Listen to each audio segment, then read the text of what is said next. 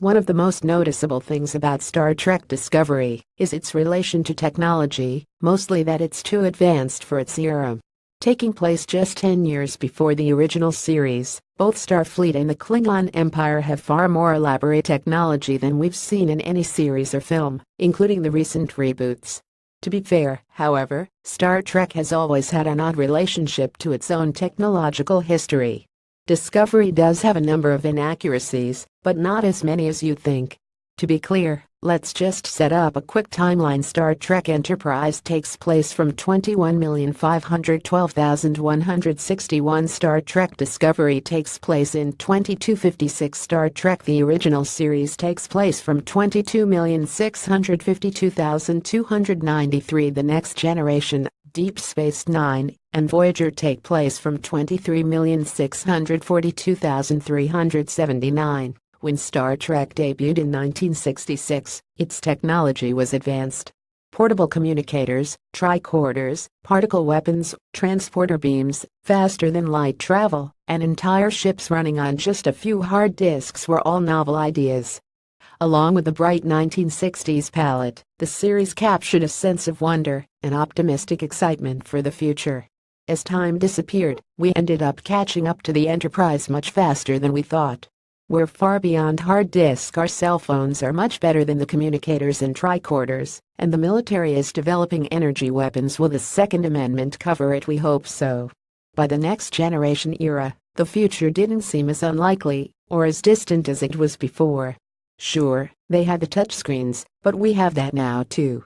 Star Trek developed a state kind of complacency. The wonder wasn't there. Enterprise, the first prequel series, did little to help. Taking place 100 years before the original series, the show further confused an already choppy continuity. The ship had the designs and metallic sterility that the TNG-era ships had, and looked nothing like the series it was meant to foreshadow. In TNG 2365, the holodeck was a new piece of technology. In Enterprise's fifth episode, Unexpected, 2151, we see the Klingons bartering with the Alliance Soft-Q8 for holodeck technology. Star Trek III The Search for Spock 2285, Dr. McCoy is at a bar. What a surprise, where drunks are playing a hologram arcade game which is much less advanced than the one seen in Enterprise. Discovery also plays fast and loose with the franchise's history. Like Enterprise, Discovery eschews the analog technology and psychedelic color scheme of the original series.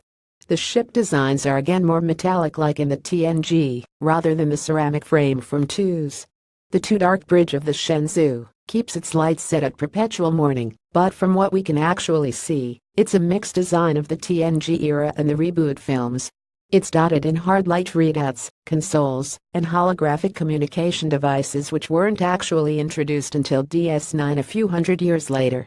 A common fan complaint about Discovery is its use of a Klingon's cloaking device, even though the Klings shouldn't have the technology for a decade when they obtained one from the Romulans in return for ships. This is not necessarily a continuity error, given that the time differential is only 10 years, while cloaking devices themselves were around for over 100 as per Enterprise. It's reasonable to assume that T'Kuvma's band of outcasts managed to wrangle or trade for one. Given the reaction of the other Klingons at T'Kuvma's reveal, it's likely that this was an aberration and not yet a common feature on Klingon ships. Of course, there is also the possibility that none of these incidentals are continuity problems at all. Early in Discovery's production, Bryan Fuller, who served as showrunner, the first of several showrunners, claimed that the series would take place in the Prime continuity. The Prime universe is the original timeline where TOS, TNG, DS9, FOI, and N took place, rather than in the sheen of the J.J. Abrams' New Trek Beyond. Notwithstanding, Discovery maintains the Enterprise ship aesthetics and returns to the old Stardate system from the Prime universe.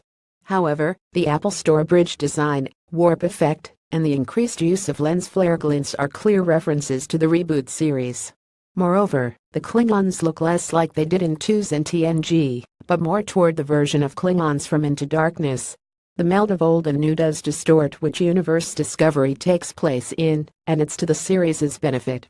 Page 2 is a direct and ad-free browsing over 10,000 videos all in one access. Join for free Go Premium with ScreenRant. Go Premium